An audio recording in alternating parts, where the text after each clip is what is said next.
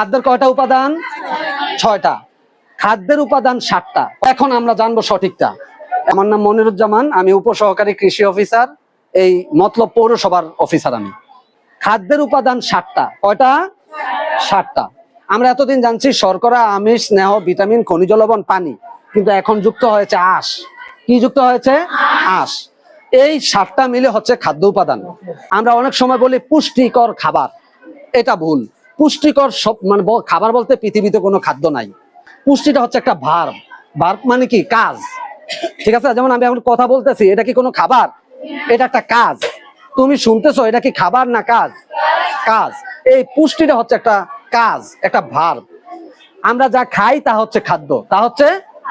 আর এই খাদ্য পরিশোধিত হইয়া দেহের ক্ষয়পূরণ, বৃদ্ধি সাধন ও তাপ উৎপাদন হয়। এই যে একটা প্রক্রিয়া, এই প্রক্রিয়ার নাম হচ্ছে পুষ্টি। তাইলে আমরা যে বলি পুষ্টিকর খাবার খাও, এটা ভুল। পুষ্টি শব্দটা হলো একটা প্রক্রিয়া, ঠিক আছে? এটা কোনো বস্তু না।